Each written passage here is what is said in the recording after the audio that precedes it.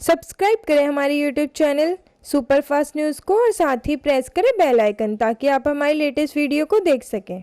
रूस यूक्रेन विवाद पर भारत सरकार के रुख पर संतोष जताते हुए जयप्रकाश जनता दल के राष्ट्रीय अध्यक्ष पंकज सहाय ने कहा है कि जिस प्रकार भारत सरकार ने संतुलित प्रतिक्रिया दी है और भारत के रुख की सराहना हुई है, उससे भारत के बढ़ते हुए रुतबे का पता चलता है। पेश है जयप्रकाश जनता दल के राष्ट्रीय अध्यक्ष पंकज सहाय से पूरी चर्चा।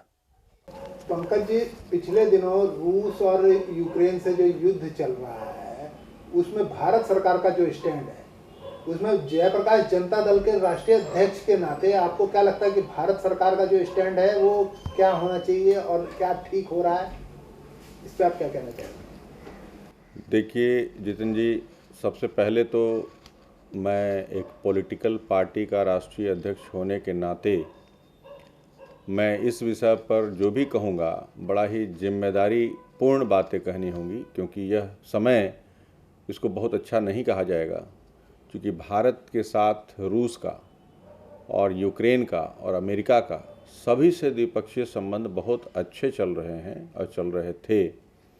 लेकिन अब स्थिति ऐसी बन गई है कि किसी का भी पक्ष लेना, हम शांति पर आधारित शांति के लिए कार्य करते हुए भारत देश का सबसे बेसिक थॉट जो आधार है, आधारभूत जो सोच है वो यह है कि हम विश्व शांति चाहते हैं। आप देखिएगा हिंदुस्तान में जो भी किसी तरह का कार्यक्रम होता है तो उसमें प्रथम स्थान पे हमारा उद्देश्य शांति का होता है। अभी जो है या तो पश्चिमी देश जिसको अमेरिका लीड कर रहा है, जो नाटो से रिलेटेड मैटर है, इधर आप आ जाइए रशिया, जो कि रशिया एक पहले तो कंपोजिट एक साथ सारे थे, लेकिन अब वो यूक्रेन, बेलारूस, कजाकिस्तान, बलूचिस्तान बहुत सारे टूट टूट के अलग जब होने के बाद जो स्थिति बनी, तो ध्रुवीकरण जो थी पहले पूंजीपति और साम्यवादी देशों का जो नियंत्रण था वो धीरे धीरे खोया है। अब ये लोग कहते हैं कि युद्ध के लिए हम युद्ध कर रहे हैं शांति के लिए, ताकि बैलेंस रहे दुनिया में। और तो यह शांति के लिए युद्ध, यह कैसा विषय है मुझे नहीं पता चला। पहली बात, हम भारत सिर्फ और सिर्फ शांति के लिए बात करता है। आज अमेरिका के प्रेसिडेंट जो बाइडेन का बयान आया, उन्होंने कहा कि हम सभी जो अपने लोकतांत्रिक मूल्यों की रक्षा के लिए हम सभी एक हैं और मैं किसी भी देश के लोकतांत्रिक व्यवस्था को खतरे में नहीं जाने देना चाहता हूँ। मेरा कहना यह है कि बातों से ही सिर्फ होगा या उसके लिए धरातल पे कुछ काम भी करना होगा। जहाँ तक संबंधों पे रहा तो रशिया रूस से हमारा पुराना संबंध रहा है और असंतुलन बनने की स्थिति सिर्फ दो ही विश्व महाशक्तियों के बीच स्थिति बनती है, जिसमें रूस और अमेरिका होता है। पीछे भी ये होता रहा है। तो ऐसा कोई कदम विश्व समुदाय को उठाना चाहिए कि यह जो शक्तियां हैं, जो महाशक्तियां कही जा रही हैं, चाहे यूएन जनरल असेंबली हो या यूएन सिक्योरिटी काउंसिल हो या और भी अंतर्राष्ट्रीय स्तर के जो भी संस्था हों, उसमें प्रतिनिधित्व जो शांति के पथ प्रदर्शक, शांति के पैरवीकार लोग हैं, उनको आगे लीड में देना चाहिए जगह उनको।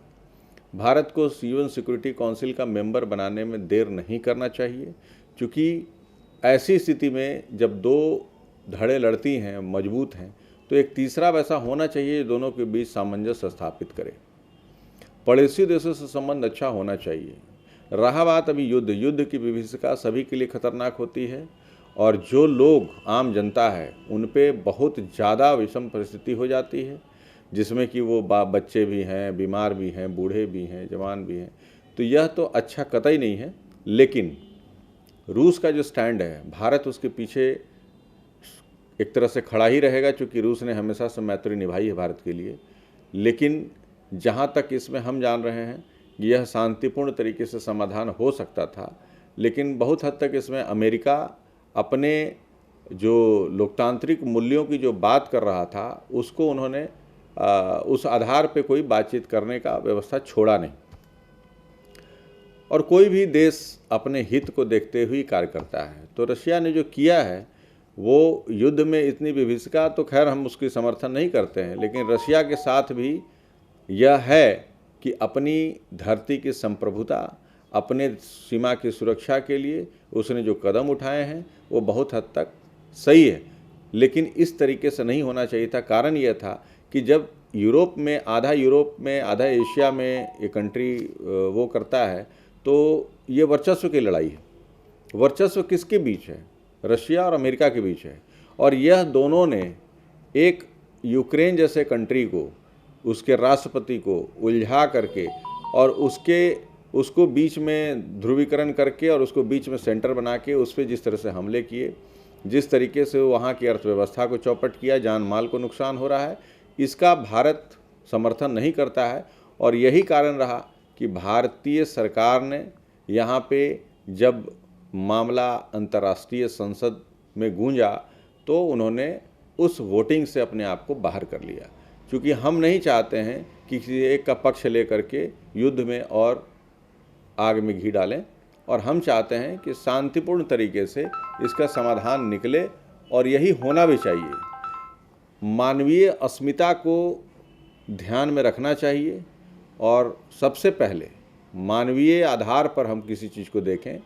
आम जनता को कितनी कठिनाई हो रही है, किसी की जान जा रही है, किसी का माल जा रहा है, किसी को समस्या है रहने में, खाने में, बीमार लोग पड़े होंगे, कितनी समस्याएं होंगी अंदर नहीं पता।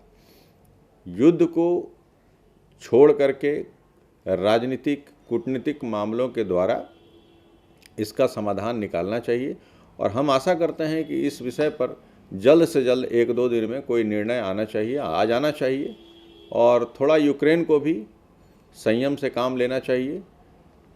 सिर्फ और सिर्फ लड़ाई से शांति नहीं आती, शांति के दरवाजे खोलने पड़ेंगे, और हम दोनों को और भारत को सभी को मिल करके इस युद्ध के समाप्त होने के सभी तरीकों पर विचार करना चाहिए। मैं तो यही कहता हूँ। सर, आप कह रहे हैं कि हमें रूस का भी साथ देना चाहिए, लेकिन कई ऐसे मौके आए हैं जहां रूस ने भारत का विरोध भी किया है, जैसे स्थायी समिति का, जैसे संयुक्त राष्ट्र संघ में स्थायी सदस्यता का रूस ने ही विरोध किया, जबकि अमेरिका ने सीट ऑफर की थी। उसके बाद कई हथियार उसने पाकिस्तान को भी दिए हैं, जबकि हमारा, हालांकि ये है कि रूस हमारा भारत का पहले अच्छा मित्र था, लेकिन आज की डेट में ये नहीं लगता है कि कोई भी मित्रता स्थायी नहीं होती है, और कोई भी राजनीति में या विश्व समुदाय में कोई भी मित्रता स्थायी या कोई भी दुश्मनी स्थायी नहीं होती है। तत्कालिक निर्णयों पे ये किया जाता है। देखिए, अभी इसमें मैंने आपको पहले जो बात कही, मैंने उसमें कहा कि अंतर्राष्ट्रीय राजनीति में द्विपक्षीय संबंध सिर्फ एक चीज़ से आकलन नहीं किया जा सकता है, उसके लिए प्रत्येक बिंदु, प्रत्येक महत्व अलग अलग है। जैसे अभी आपने कहा कि यूएन सिक्योरिटी काउंसिल में जो परमानेंट सदस्यता की बात है उसमें रूस ने विरोध किया, तो यहाँ मैं करेक्ट करूँ कि रूस ने नहीं विरोध किया था, उसमें विरोध चाइना को लेकर के था। चाइना नहीं चाहता है कि यूएन सिक्योरिटी काउंसिल में आए। तो हमने ये बात कहा था कि जब भी अगर शांति चाहिए तो शांति को मानने वाले, उस पर कार्य करने वाले देश की महत्वपूर्ण भूमिका होती है, और ख़ास करके विश्व का सबसे बड़ा लोकतंत्र भारत है। भारत अगर सिक्योरिटी काउंसिल का सदस्य हो जाए तो ये महाशक्तियों के बीच में ध्रुवीकरण जो होता है, जैसे रसिया और अमेरिका की बात आप कर रहे हैं, अमेरिका ने प्रपोज किया, ठीक है सिक्योरिटी काउंसिल में हम आपको मेंबरशिप के देंगे, लेकिन अमेरिका ने कभी लॉबिंग नहीं करी, कभी और कंट्री के जो वोटर्स हैं उनको ये नहीं किया। ये सब अंतर्राष्ट्रीय राजनीति में आंखों में धूल झोंकने का काम करते हैं। अमेरिका आज भी अपनी विश्वसनीयता खो रहा है। उसका कारण यह है कि जो राजनीति होती है, जो राजनीति के जड़ में आप बिंदु में जब जाएंगे तो आप देखेंगे कि कहीं ना कहीं हथियारों का होड़ अगर किसी ने शुरू किया है तो अमेरिका ने किया है। आज क्या कारण है कि अमेरिका यूक्रेन को शुरू में कह करके कि नाटो फोर्स आपके साथ है, अमेरिका इसकी धरती को बचाएगा, बॉर्डर पे हम हमला नहीं होने देंगे, और अब जो बाइडेन कह रहे हैं कि हम पीछे हट जाएंगे, हमारे सैनिक नहीं जाएंगे, हम कुछ पैसे से मदद करेंगे, कुछ इससे करेंगे, तो क्यों नहीं रोक पा रहे हैं? उसका 2 कारण है कि यह देख रहे हैं कि यह दोनों कंट्री तो लड़ेगा, लड़ने के बाद यूक्रेन की जो स्थिति होगी, लेकिन रशिया की इकोनॉमी टूटेगी और आर्थिक अर्थव्यवस्था जिसकी खराब होगी तो अपने आप वो महाशक्ति के रूप में अकेला उभर जाएगा। मैं इसी बात पे कह रहा हूँ कि यह तो पाकिस्तान को हथियार देना, ये हथियार बेचना, हथियार देना एक बाजार है। वो एक सर्टेन एरिया में, एक सर्टेन लेवल तक हथियार ये देते हैं, क्योंकि इनको बेचना है, नहीं तो पैसा कहाँ से आएगा। बाजार, हथियार का बाजार तो बन ही रहा है, बन रहा है तो बेचना भी है। लेकिन जो सबसे जो एडवांस टेक्नोलॉजी होती है वो किसको सबसे पहले दिया जा रहा है, डिपेंड उस पर करता है। ऐसा नहीं है कि अमेरिका ने ईरान को हथियार नहीं दिया है, अमेरिका ने भी ईरान को हथियार बेचा है और जबकि ईरान पर हमला भी किया है। सवाल उठता यह है कि पाकिस्तान के साथ जो वो बिजनेस डील है वो रशिया की क्या है, वो अलग है। लेकिन हमें ये भी याद रखना चाहिए कि जिस समय पाकिस्तान के द्वारा इंडिया में जब लड़ाई हुआ था 71 में, तो उस समय पाकिस्तान के समर्थन में अमेरिका अपना नौसेना बेड़ा हिंद महासागर में करीब करीब 7 से 9 के बेड़े भेज चुके थे और अमेरिकी परमाणु हमले की भी धमकी देता था। उस समय रूस ने 24 घंटे के अंदर वहाँ संख्या में काफ़ी थे, 14-17 जो भी होंगे, नौसैनिक बेड़ा भेज करके रशिया को वहाँ पे रोका था, अमेरिका को रोका था और कहा था कि भारत पे किसी भी तरह के संप्रभुता पे हमला करने पर रूस चुप नहीं बैठेगा। तो उस समय यह लड़ाई वहाँ आके रुकी थी, पाकिस्तान के फेवर में हो गया था। वो ठीक है, सिचुएशन पे डिपेंड करता है। लेकिन मेरा मानना यह है कि लोकतंत्र में सबसे बड़ी बात यह है कि अब धीरे धीरे सभी देशों में लोकतांत्रिक व्यवस्था कायम हो रही है, जनता की चुनी हुई सरकार आती है।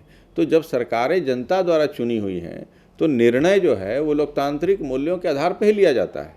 तो अब हम जब अमेरिका कह रहा है कि भाई हम लोकतांत्रिक देश जितने भी हैं सभी स्वतंत्र स्टेटस किसी भी राज्य का नहीं खोने देंगे, अपने तरीके से लोग चलेंगे, तो आप उसके लिए कुछ कदम उठाइए, सिर्फ बातों से नहीं होगा। अभी जेलेंस्की ने यही कहा था कि मुझे सवारी नहीं हथियार चाहिए।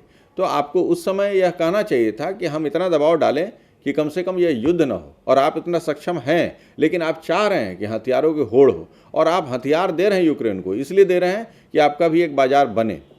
और जीतेगा कौन, हारेगा कौन? अल्टीमेटली हारेगी मानवता, हारेंगे लोग, हारेगी ज़िंदगी, चाहे वो रशियन हो, चाहे यूक्रेनियन हो, चाहे अमेरिकन हो।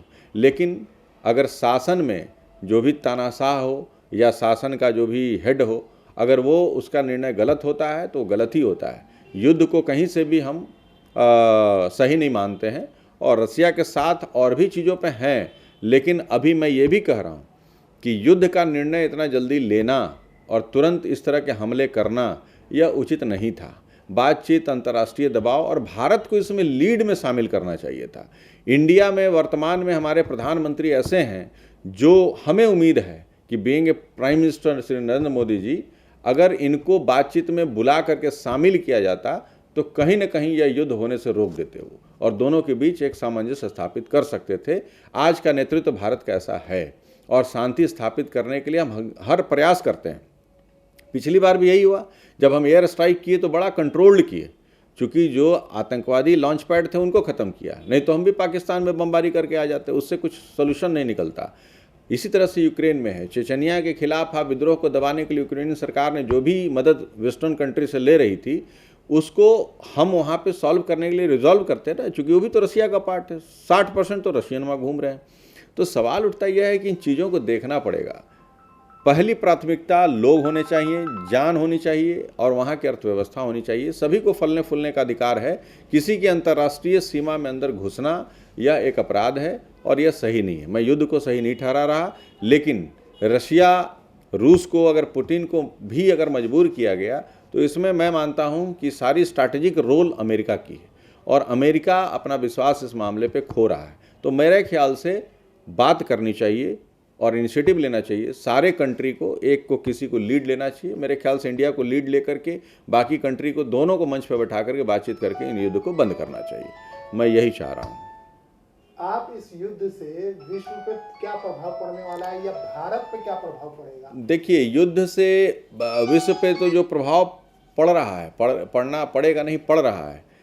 हर कंट्री में एक डर है कि इस युद्ध में कहीं हम भी शामिल ना हो जाएं। जब कहीं आग लगेगी तो पड़ोसी भी अपने घर को बचाने में लगा रहता है। आग लगी है, पता नहीं कब उसके पड़ोसी के घर में घुस जाए वो आग। तो सवाल उठता यह है कि वो तो सभी परेशान हैं, खास करके यूक्रेन के आसपास जितने भी कंट्री हैं, यूरोपियन हो, ये सब हो, सारे परेशान तो हैं ही, लेकिन साथ साथ जो दूर बैठे हैं वो भी कहीं ना कहीं डर रहे हैं। देखिए पेट्रोल की कीमत कहाँ भाग रही है, पेट्रोल की कीमत भागने के बाद अर्थव्यवस्था कहाँ गड़बड़ा रही है, महंगाई किस चरम पे जाएगी। अभी हाल में हम कोरोना से जूझते हुए 2 साल हो गए, जिसमें अर्थव्यवस्था वैसी टूट चुकी है। तो सभी कंट्री इस चीज़ से परेशान हैं कि अब इन तरह की चीज़ों से हम अभी तो हम निकले भी नहीं, एक मुसीबत से दूसरी मुसीबत सामने आके खड़ी है। तो जैसे उसको तरीके से रिजॉल्व किया है वैसे भी इसको तरीके से रिजॉल्व करना चाहिए और सभी को एक अंतर्राष्ट्रीय व्यवस्था ऐसी बननी चाहिए कि सभी शांति से अपने अपने देश का विकास करें और किसी एक दूसरे के बॉर्डर में इनक्रोच न करें। सबका अपना अपना सिस्टम है, सरकार है। तो हमारी यही शुभकामनाएं हैं कि जल्दी से ये युद्ध बंद हो और शांति व्यवस्था कायम हो। हम ये चाहते हैं। बाकी तो 2 विश्व महाशक्तियाँ क्या स्ट्रैटेजिक निर्णय ले रही हैं ये तो आने वाला वक्त बताएगा। Thank you.